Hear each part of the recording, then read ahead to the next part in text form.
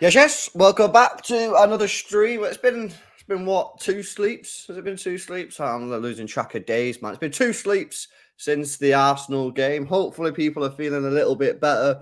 We've had the sort of the frustrating bit, we've had the rage, the anger, the upset, the disappointment part of the sort of like the next few days.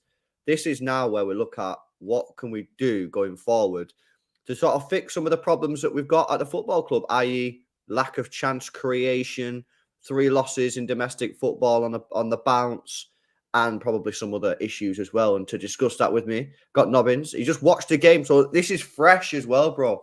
This is Fresh as fresh. anything. Yes, exactly. Exactly. Yeah, fresh in the mind. Nobbins was at a wedding at the weekend, so he's only just managed to watch the game, which he's gonna make maybe actually because you've now watched it.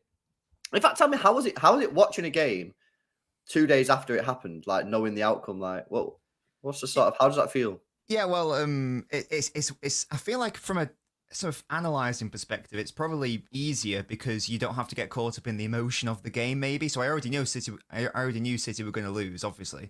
So I was more easily able to just like try to watch it from a sort of like tactical perspective rather than like come on City sort of thing. Because obviously I wasn't watching it as a fan. I was watching it purely from a learning perspective. If that makes sense. And we will Bobbins. I will get into it, but I obviously saw the result and I saw the online discourse on Twitter before I saw the game, and what I saw online differed a lot from my own interpretation of the game. But as I'm sure we'll get into that at some point in the show.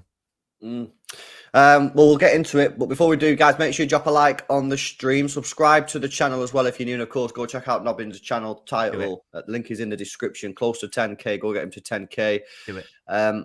Okay, I mean, first of all, I mean, what problems did you identify? Because, like you said, you watched the game almost without the emotion because you knew what was going to happen. So I guess you got like more of an analytical sort of view. Like, what sort of issues did you see from the game? Because let me just give you my sort of 60-second summary. Sure. On the ball, in terms of just possession, I thought it was okay. Defending, thought it was pretty good actually. Speed of play could have been a little bit faster. However, we was very narrow, so that made that very difficult because he wasn't necessarily able just to get the ball and put it out wide. Creativity wise, a problem. We were very, very narrow. Foden and Alvarez, very, very narrow. Very similar to the Wolves game, I thought, in which they just didn't have any room really to operate. Haaland, once again, completely isolated on his own up top. So he didn't really have any service at all.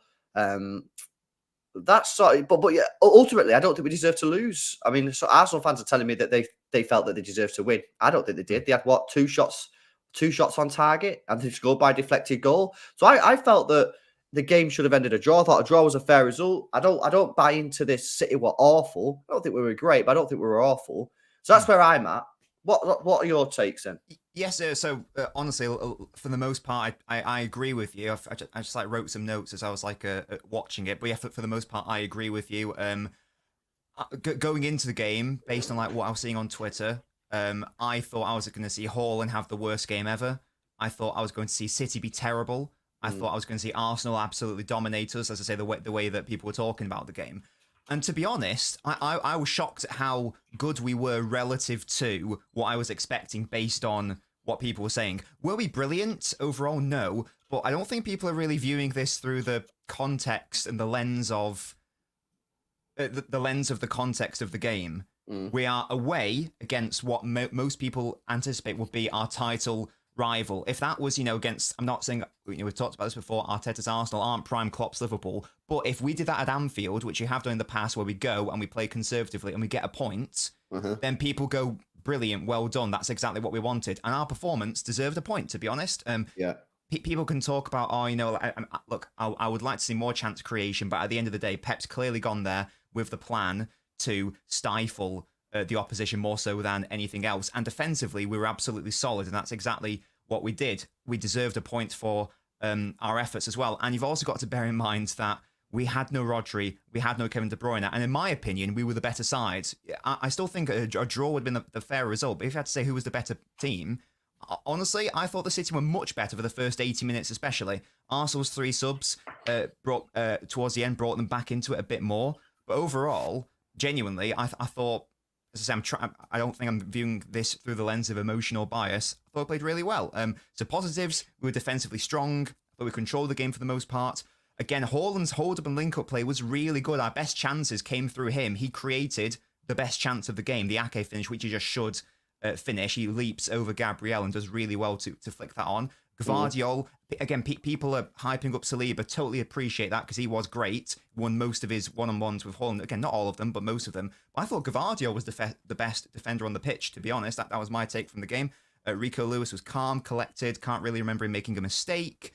Obviously, there were negatives. I didn't like the team selection. I don't like Diaz being the right centre-half because he can't really do those diagonals that Akanji can do. A couple of times he was forcing the issue. Didn't really work. Kovacic, everyone knows he should have been sent off. Yes, he was a liability.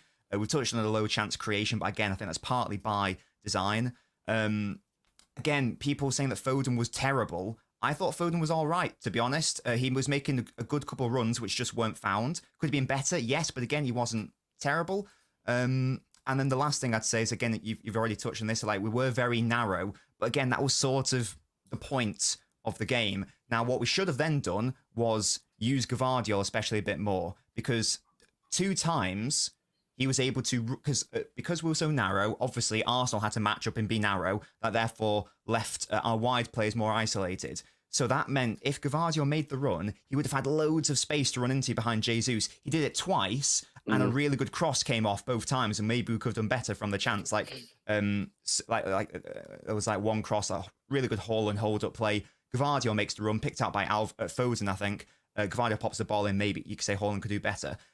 So my main critique is the wide areas should have been exploited a bit more from a City perspective, but we had Walker and Gvardiol in those areas, 2 more defensive-minded players. But yeah, honestly, my overall take is I largely agree with you. I largely disagree with most of the people online saying this is the worst thing ever and that massive sweeping changes need to happen. Yeah. In my opinion, we were the better side and we controlled the game, and without our 2 best, arguably our 2 best players, certainly our 2 best midfielders, had they been on the pitch, I think we'd probably win that game quite comfortably, to be honest. And even the goal was a deflected effort. Can you think of one big chance Arsenal had in the game? Because well, this is what I said. Well, when I was on, I did so many shows yesterday. You know, when City get beat, it's like fucking phone doesn't stop, beeping. We come on a show, because everyone wants to get you on and cook you. But I held firm all day, and I said I do not think Arsenal were a better team. They didn't have one single clear opportunity. Their goal was a deflected shot. City had a shot cleared off the line, and Ake should have scored with his shot in the first 3 minutes. Now, granted, that was all that we did create, but we created 2 clear opportunities. They created none. Do you know what I mean? And we had more possession than them. We had more XG than them. I know some people don't like the stats. That's fair. But it sort of backs up the argument that we weren't as bad as people making out. Someone yesterday on the stream said City were awful. That's just absolute nonsense. We were just simply not awful. We weren't great. We weren't up to the standards of where we are. But to say we were awful when we had 2 big chances and Arsenal had 0 big chances, it's just not true. And it's just quite frustrating. But look, football's one of them games, unfortunately. Sometimes you lose by a deflected shot, and it is what it is. And Arsenal fans yesterday was getting on to me, saying, "Oh, I'm so salty." I'm not salty in the slightest. I can hold the hell. I mean, I held it against Community Shield. You know what I mean? That's 2 times we've lost against Arsenal now this season due to deflected shots. I'm well versed in this. I'm chill, and it's the 8th game. I just think some of the narrative that was being written was way over the top. Way over the top. I completely agree. I think so. Martinelli's first shit wasn't a clear opportunity. Definitely not.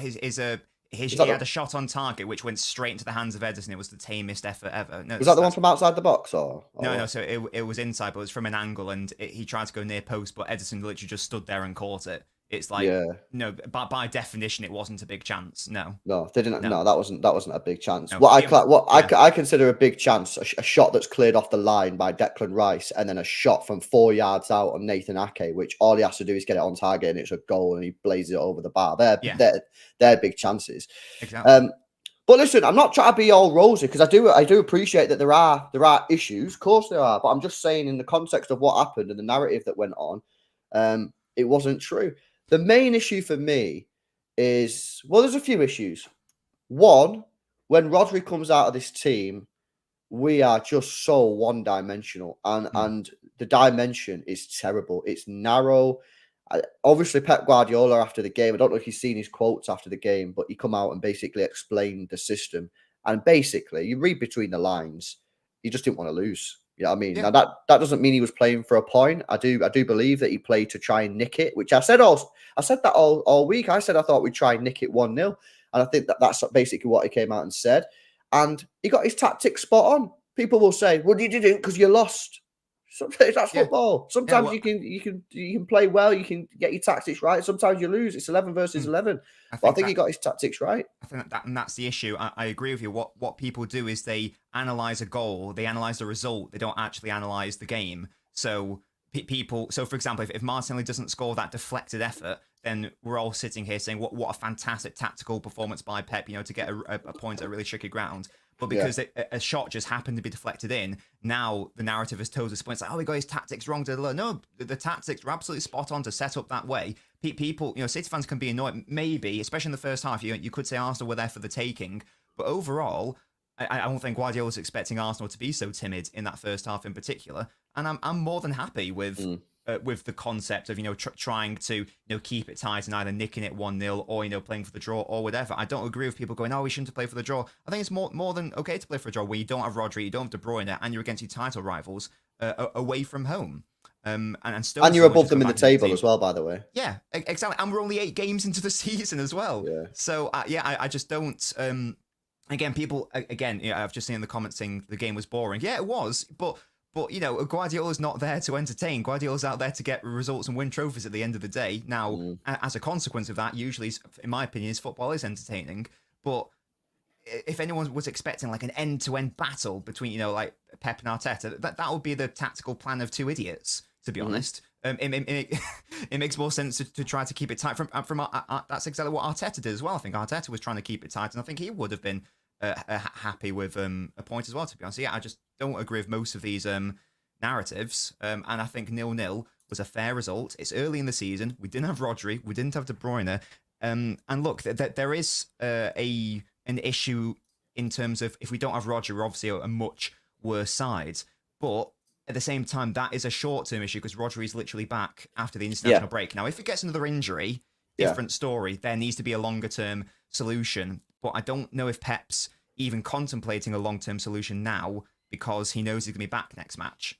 So if it does happen, then it's a real question to be asked. No, of course. Yeah, so let me get onto some of the stuff that I think is concerning. So one is the fact that when Rodri's not in this team, we're still a good team. We're still a very good team, but we're not as good as... I know that's a good state. That's a shit statement to make, but we're the drop-off is quite large, is what I'm trying to say. Now, as you said, it's only suspension. He's back. And he's done pretty well during his time at City with injuries. I don't even think he's ever had an injury. If he has, I can't really remember. It's only a small injury that he's had. So touch wood, that continues. However, in the back of the mind, because of what's happened over the last 2 weeks, there's always going to be this little bit of anxiety now. Every time Rodri gets tackled, every time he goes down, oh shit, this could potentially end the season. Is that good and the drop-off's that big? So I think in the medium to long term, i.e. January, probably not January, the summer, City needs to have a long, hard think about what we are going to do going forward when Rodri is not in the team. Now, my opinion, and I'll be interested to see what you say about this, bro. Feel free to disagree.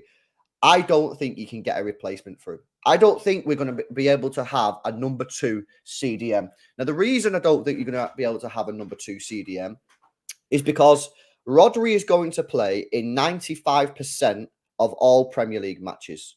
So let's say this is providing that he stays fit, right? So he's going to play in 35, 34 games minimum. And I'm sure someone in the chat checks his stats. He's probably played 38, 37 games a season since he's come to the football club, right? Which means that the player who you sign is not going to play. They might get 15, 20 minutes there. I'm telling you now, from watching football as long as I have, that is not going to work. Footballers, even if they're fit, match sharpness is what makes them as good as they are, not just because they're fit. You know what I mean? And you see this, Aguero was the perfect example of that. He get injured, he'd come back, he's fit, he wouldn't play well for 4 or 5 games because he's not got the match sharpness. And then once you got the match sharpness, you're ready to go. So that's a problem. Oh, LB, don't worry though. You can play in the FA Cup, Carabao Cup. I personally believe that Pep doesn't give a fuck about the Carabao Cup anymore. Excuse my language. I just think he's won it, 4 times? I just think he doesn't care about it no more. And not that he's purposely trying to lose, but he's just got bigger fish to fry, to quote somebody else. So there's a chance, and obviously if you check recent history, that we might just get knocked out of that straight away, round 1 or 2 or whatever. So they're not going to play too much in that. FA Cup doesn't start till 2024 or the year, the next calendar year. So the first 4 or 5 months of the season, they've not got that to play. And Champions League, Pep Guardiola takes extremely seriously. He even takes match day 5 and 6 seriously. But even if we are qualified by match day 5 and 6, that's still only 2 games in the first part of the calendar year of the season, i.e. August to December, which this secondary DM is going to be able to play. So to cut a long story short, I don't think we're going to be able to get a second DM because I don't think they're going to play enough football to be helpful as and when they're required. So what I think you need to do, and it's amazing because we actually had a player that could do this, is get a player who can play centre mid, who's basically their primary position is a centre mid, an A, double pivot, whatever, but can also play in that 6th position as and when required. And the person that springs to mind is Ilkay Gundogan. Yeah. He played in the team all the time. So, he was match sharp, but he played as an 8, he played as a box-to-box, whatever. He's always in the team effectively. Oh, Rodri's injured. No problem. Gundogan can play in the 6. And there was this weird thing about, Gundogan can't play on the 6. I don't know where that... Do you remember last year when we played United at home and everyone was like, Gundogan can't play in the 6? I don't know why that rumour started. He can't play there. He played there for basically a full season and did a sterling job. So he could do that. I think that's the way City might have to go because I just don't think getting a second DM is going to work. I just don't think it's going to work. I love your take on that. You can say I'm wrong. No. Well, I was going to say, I'm glad you brought up Gundogan because I was going to say that the last time that we lost 2 games in a row was the 18-19 season when Fernandinho wasn't in the side. Similar situation, Rodri's not in the side. We needed someone to step up to be that 6th player when he was out, and then long term we figured out the solution, and the player to do that was Ilkay Gundogan. We need someone to do that now, I think. And I personally don't think we need to sign anyone to do that. I was a little bit disappointed that Kovacic started against Arsenal. I really wanted to see a double pivot, whatever you want to call it, of Bernardo and Nunes. I think Nunes can be that guy that we're talking about, a player who can be an all-round and all-phase midfielder. Now, Gundogan wasn't that player when he signed for City. He obviously arrived injured, literally on crutches, and it took him a few years to sort of get up to speed, and a 2, 3, 4 years to actually become the player who could play that sort of 6. I think Nunes can be that guy if given enough time in the right system. I don't know how old Nunes is, but he's early 20s, I believe. He's 23. So, 23, so probably around a similar age to Gundogan when he first joined us as well, I think. Maybe slightly younger, maybe. Yeah, but there's no reason... Younger. Yeah, there's no reason why he can't be that guy. He's for me, he's got the right attributes for it. He's got the right profile. He's got the right physicality to be that guy. Now, again, this isn't the same as convert Nunes into a 6 out and out. No, I still want him to be more like the 8 player, as Gundogan was, more so. But again, in the same way that Gundogan learnt how to do that, there is no reason why Nunes, over time, can't learn how to do that. And I do think that's what he was brought in to do, to be honest. Well, it's a good point on Nunes because I've been asking over these last 48 hours, why did we sign Matheus Nunes?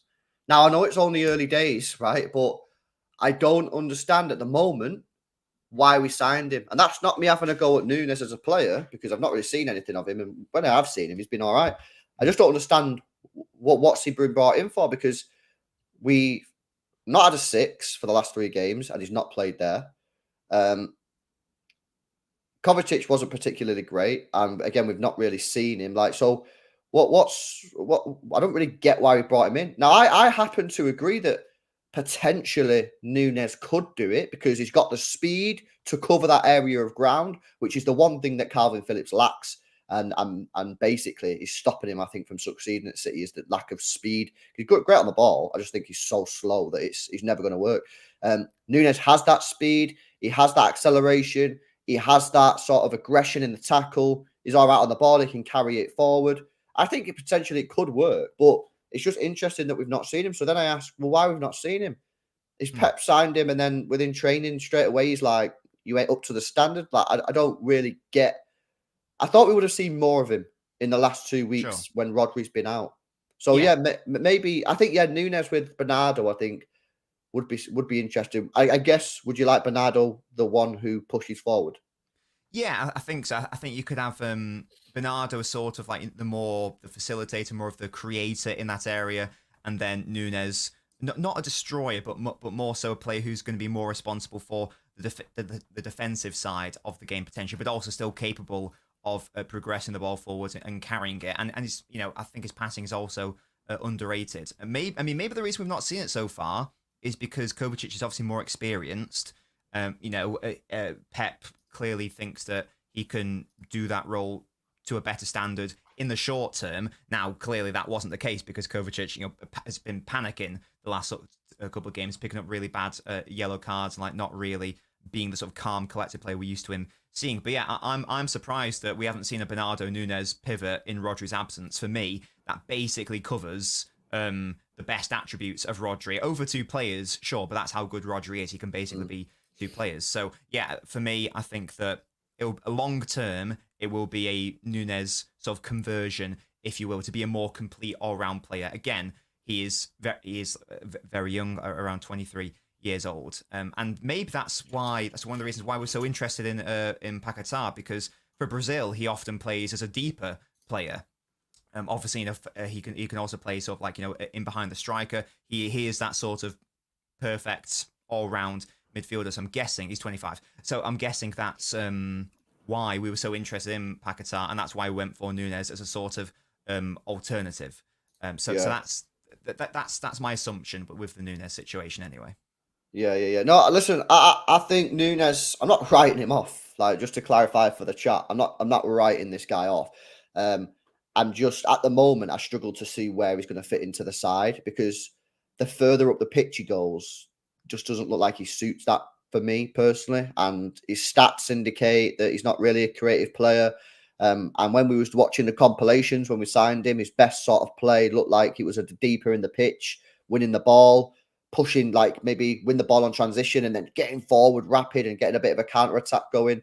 So I guess it's just more curiosity as to where will the guy fit into the team as we develop.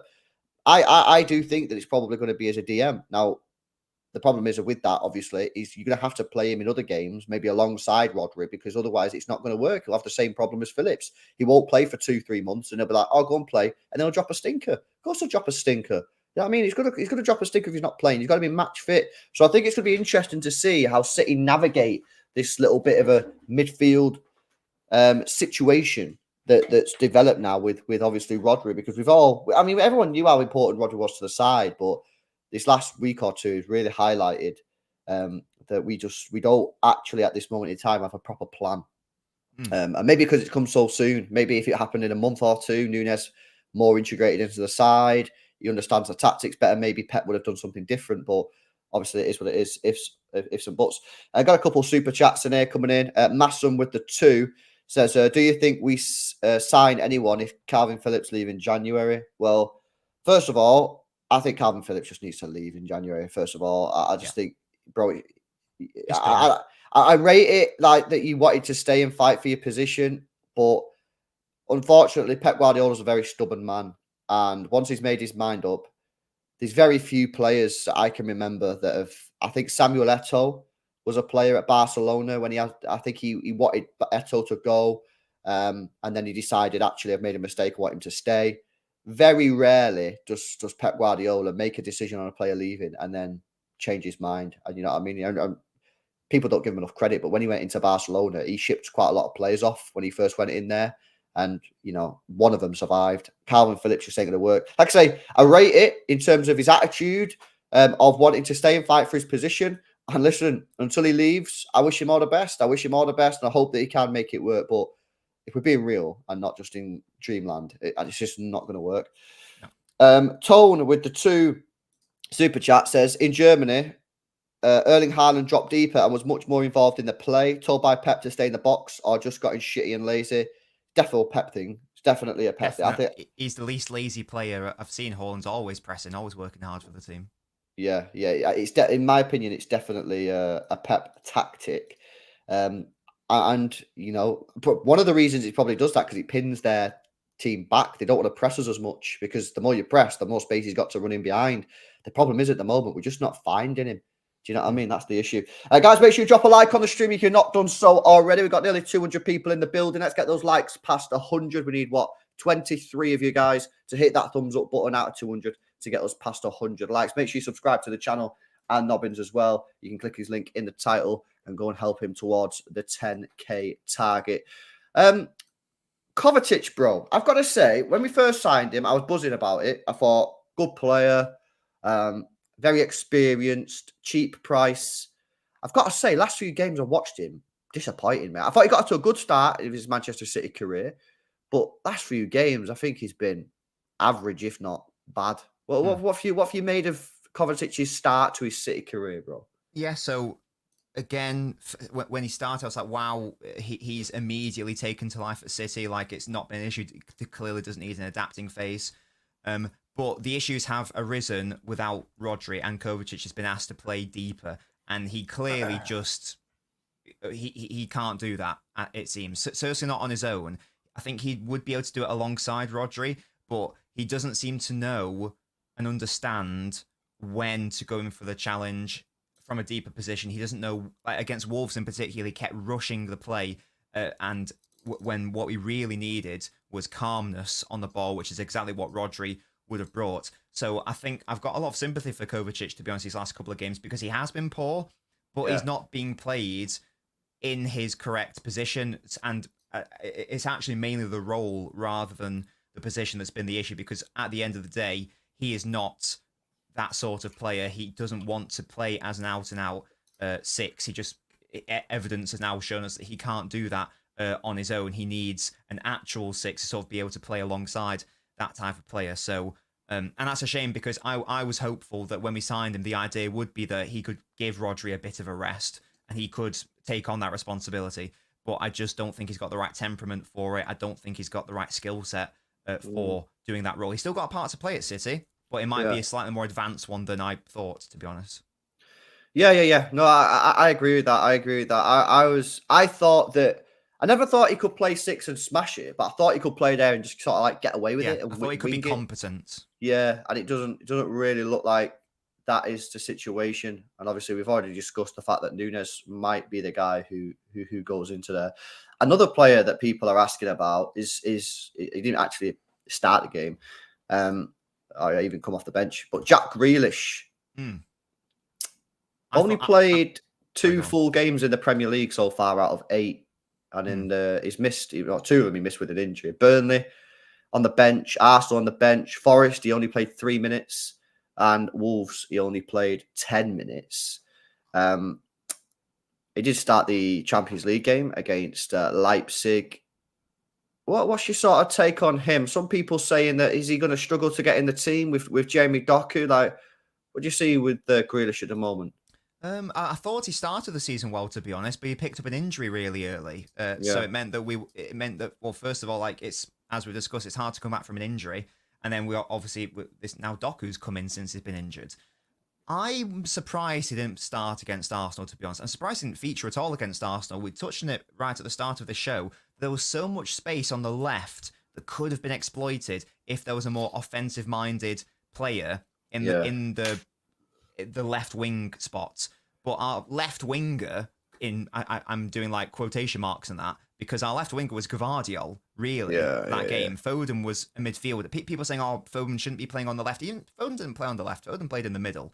And it was Walker and Gvardiol being asked to be those wide players. I think those sort of spaces would have been perfect, because Grealish is really good at knowing when to make the run. He's really good at identifying and exploiting that space. And we've talked about it before, the space in behind Gabriel Jesus was there for the taking. And I'm so shocked that Grealish wasn't on the pitch to be able to make more of that, because that Grealish has lots of critics, lots of people who don't quite know what he does. But one of the things he does do really well is knowing when to make the forward run and knowing when and how to exploit that space. And I think that if he was on the pitch, we probably would have seen much more down that left-hand side. I remember seeing a graph. We created no XG down our left-hand side. Even though I've spoken about, the Gvardiol's great crossing, it didn't actually, or a good, two interesting efforts, which were a good cross, didn't actually result in a shot. So we didn't create any chances down the left, or any XG rather down the left.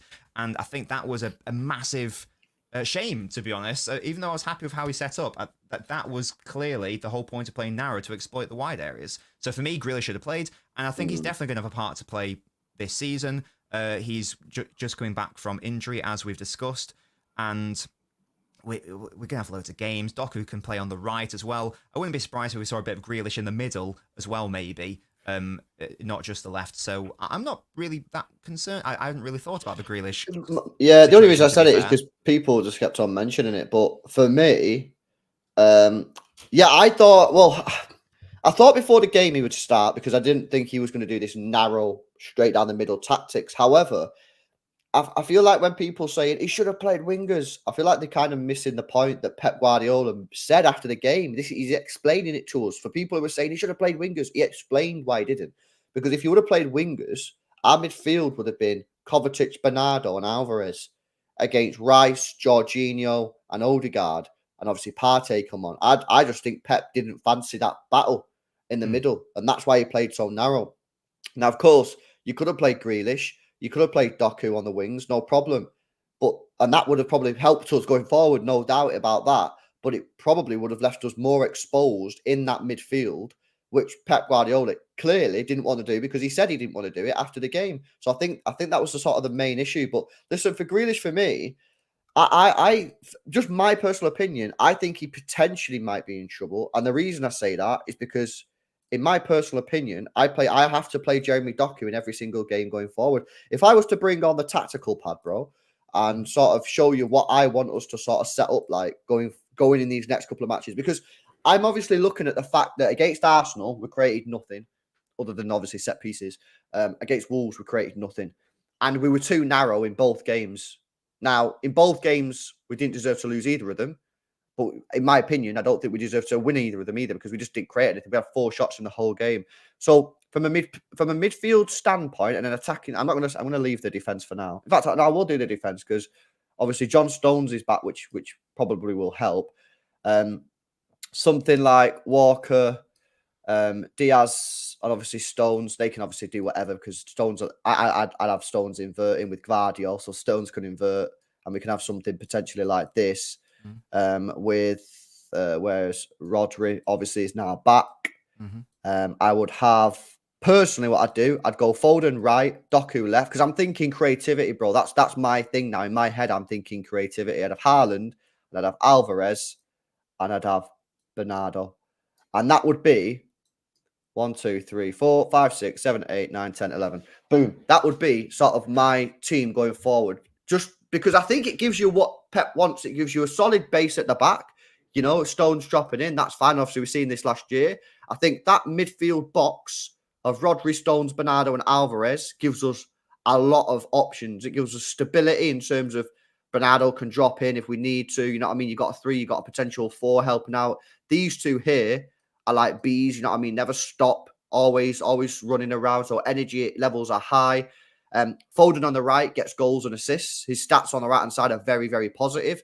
And because we're not creating, because we're not scoring, unfortunately, I've got to go with a man who I think creates and will score more than Jack Grealish on that left-hand side. At this moment in time, Jamie Doku on the left. That's how I personally would set up going forward, because I think it gives us stability at the back, controlling midfield, and it gives us goals and options going forward. That's what I would do, bro. No, yeah, but I like it. I think I personally, I really think Foden should be in the midfield. So I'd personally swap Bernardo and Foden. But apart from that, I'd be, yeah, I'm happy with that. I'm also happy with Foden there. I'm happy with that as well. I just don't think we would. Well, maybe we would see it. I don't know. I don't know if Pep would. But yeah, I think that's fine. Look, if Grealish, if he can, because he is in bad form after this injury, obviously. If he keeps playing poorly, then yeah, you can't start him. Like, I'm a big Grealish fan, a big Grealish defender, but I'm not blind to the fact that if Doku's playing well and Grealish isn't, and you've got one position to share, then obviously Doku's got to play. But I do think that I think that in the games going forward, I think we will see a better form of Grealish because it's been a while since he's been injured, so I'm hopeful that he will get back to full fitness. But competition's good, to be honest. Yeah, of course it is. So I don't. Again, look, Grealish's minutes might be less than last season, but that's fine, to be honest. I'd rather have more players, or I'd rather have the depth than only having one option there. Like last season, for example, if Grealish was out, we really struggled because we didn't really have, especially because when Foden was out, we didn't really have another option on the left-hand side. We had to shove Alvarez on there sometimes. So, or Sergio Gomez, whatever. So yeah, I'm happy with that, to be fair. The other thing that I would say is I want my wingers to hold the width. We've seen quite a lot Phil Foden coming into this sort of position here. No, I don't want that. I want Bernardo holding the width. We were far too narrow against Wolves and Arsenal. And obviously, we understand the reasons why Pep wanted to pack out the midfield. But it also gives us very little options because, when the ball, say Bernardo goes here, Doku comes in here, and we're very narrow. I know it's not a box midfield, really. We didn't really have that. But essentially, this is sort of the same, very, very narrow. Whenever sort of the ball was here, we have no options, man, because what can happen then is the Arsenal team or the opposition, they could just go narrow as well. And it's just like, I call it pinball football, bro. When players are just pinging the ball in here and hoping that something happens. I want to see my players holding the width, giving us proper options, spreading the play. And I just think that way, and obviously we've seen as well, John Stones likes to bomb forward from this position quite a lot, as we've seen last year in the Champions League especially. I think we need to go back. I know we've not been able to do it properly because John Stones isn't here. We need to go back now to John Stones inverted in the midfield. I think we need to have actual width. I think we need to get players in the team that can score goals and assist. And unfortunately for me, only temporary. I think that means Grealish could struggle to get inside in my team. And just get the ball forward and try and create some chances and some goals. Yeah, and I think, to be fair, I think we will see this after, now that Rodri's come back. I think we did see this before the Rodri injury.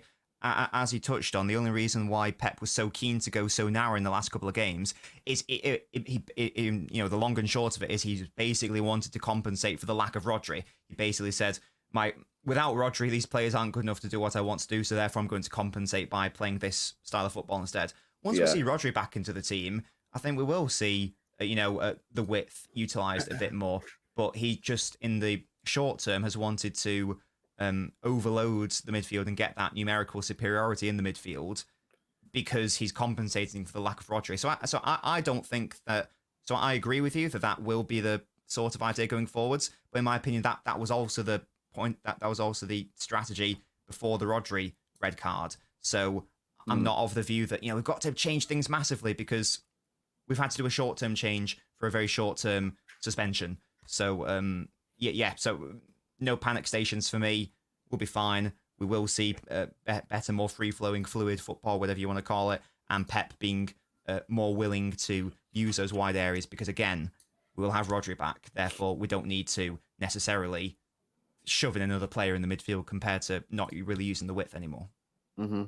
Yeah, no, I agree. Before we wrap up, bro, these are Manchester City's fixtures when we come back from the international break.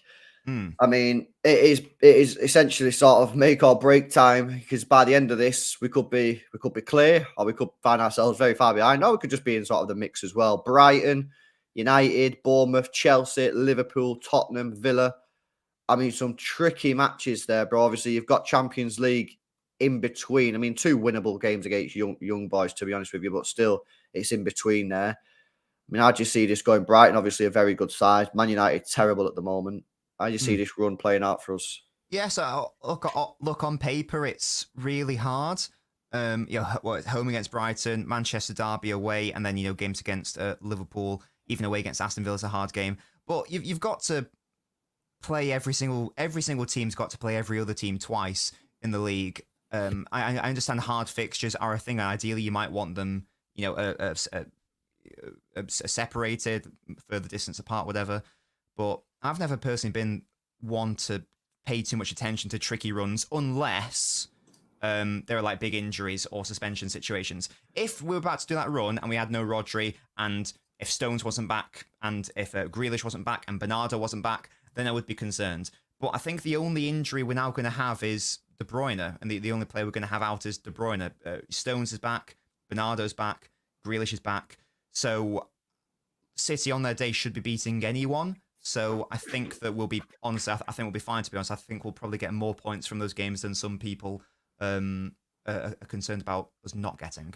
Yeah, bro. You know what I need? I need us to stuff United. Yeah, I need us to stuff them because like it's not good enough winning. It's not good enough. I need us to put them in their place big time, man. You know what I mean? Like I just feel that over the last years we've not really. I know we beat them 6-3 last year, but like we sort of like the scoreline was a bit dead by the end. I say a bit dead. It sounds like proper arrogant and like entitled, but because we scored 6, but it made it not look as bad because they got them late goals. But I just feel that we just need to put them in their place. What do you make of Pep Guardiola in a press conference recently said they reckon that Kevin De Bruyne might be back a little bit sooner than expected.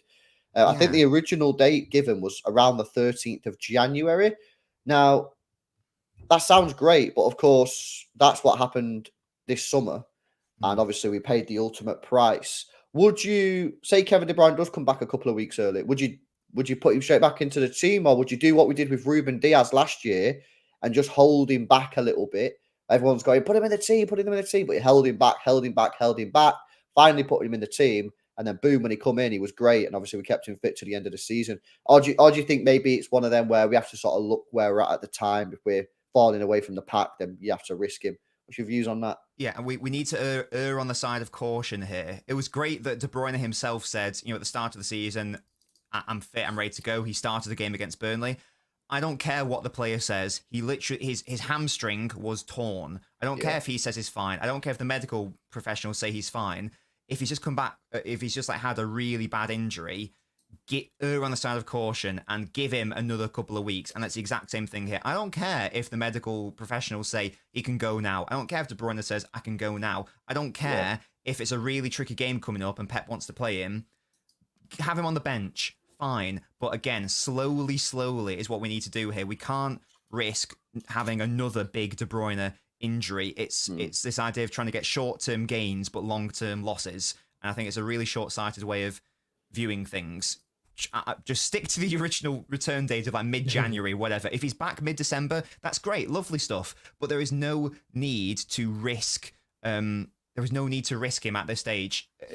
If it was Rodri, maybe slightly different. No, but because honestly, we were playing well before the Rodri suspension. Before the Rodri suspension, every single game we dominated. Every single game we deserved to win. As fantastic as De Bruyne is, and obviously we're a much better side with him than without, we don't necessarily miss him as much as someone like Rodri. So we can cope without him. Again, err on the side of caution. I want him to play as soon as possible as well. Fantastic. But we can't risk another massive injury.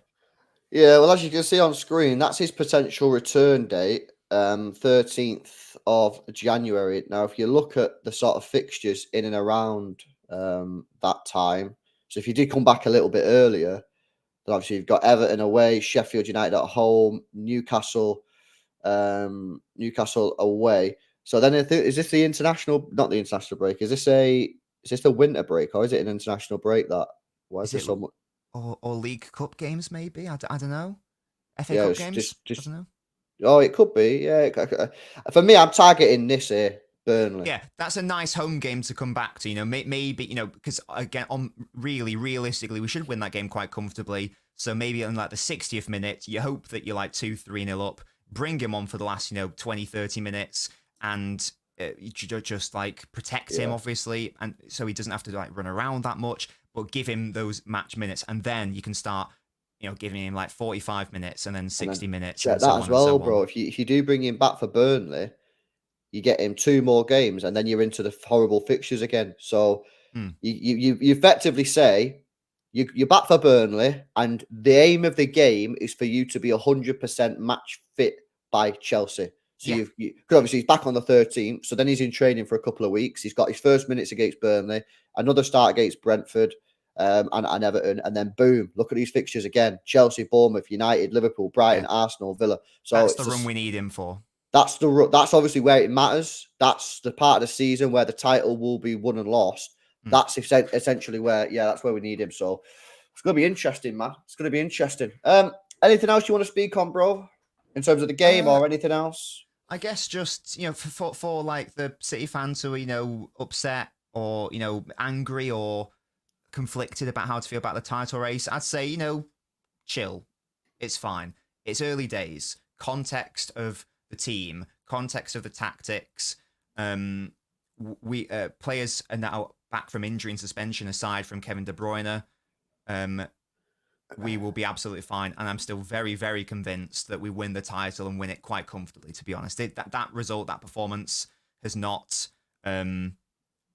dissuaded me of that. I'm still very confident that City win the Premier League. To be honest, so as I say, perspective. It's okay for those people panicking. Well, I mean, we're only 2 points behind the top, so it ain't that bad. And I think it's 2. Is it 2 points? That's right. Yeah. Yeah, 2 points behind Tottenham and Arsenal, so it's not crisis. We're not even 10 games into the season. I mean, no. Like I said, since Kevin De Bruyne got injured in that first game, and people was like, "Oh shit, season over." Champions League, we don't need Kevin De Bruyne to get through the group stage. He will be back by the time the Champions League round of 16 starts, because I'm pretty sure that's in February. So he'll be back by then. FA Cup doesn't start till 2024. Like I told you before, I don't think Pep cares about Newcastle. Kevin De Bruyne wouldn't have played against Newcastle anyway. We would have still got beat against Newcastle with or without Kevin De Bruyne, so that doesn't matter. All I want from our remaining season until Kevin De Bruyne gets back is, by the time Kevin De Bruyne gets back for that Burnley game, be within 5-6 points of the top. Because if we're 5 or 6 points within the top and Kevin De Bruyne comes back, and of course, caveat, no other injuries, then I'm confident, like you, that we will go on to win the league. Obviously, If Kevin De Bruyne comes back and we're 10, 12 points behind, then it might be a different conversation. I don't think that's going to happen, to be honest. But yeah, listen, it's going to be an interesting one, man. We'll have to see how this develops. I think now that Rodri's back, that's obviously huge. You've got some tough games coming up. Brighton, that's going to be a difficult game. You know what I mean? They gave us a decent game last year, to be honest with you. Trossard, obviously, I think we beat them 3-1. Yeah, but they're a good side. They've been playing some good stuff this year. They're 6th in the league. Only lost 2 games like ourselves, drawn 1. Only 2 points behind the City, and they'll probably have aspirations of trying to get in that top 5, top 4 Champions League spot. So it's going to be a tough one. But I think with Rodri back, I think we've got enough. Okay, well, guys, hopefully you enjoyed the show. If you did, make sure you drop a like on the stream. Helps other fans find the channel. If you're watching this back on the replay, then please give us your comments in the comment section down below. I always read the comments. Don't reply to them all, but I do read them, see what you guys are saying. Make sure you are subscribed to the channel as well. And, of course, make sure you go subscribe to Nobbins' channel. You can click Nobbins in the title and then go and subscribe to him. He's approaching 10K. But, yeah, buzzing. Thanks for coming on, man. I appreciate it. No worries at all, man. Thank you so much for having me on. I think it's cathartic to talk about stuff like this, especially when we lose. Just like, get our feelings and thoughts out on there. It helps us understand the game a bit more. So, yeah, it's good. Indeed. Right, guys, enjoy the rest of your day. I might do another stream later on. I don't know what's going on. I'm also going to do some watch-alongs, international watch-alongs. So stay tuned for that. Make sure you subscribe, hit the notification bell, and I'll see you in the next one. See you later.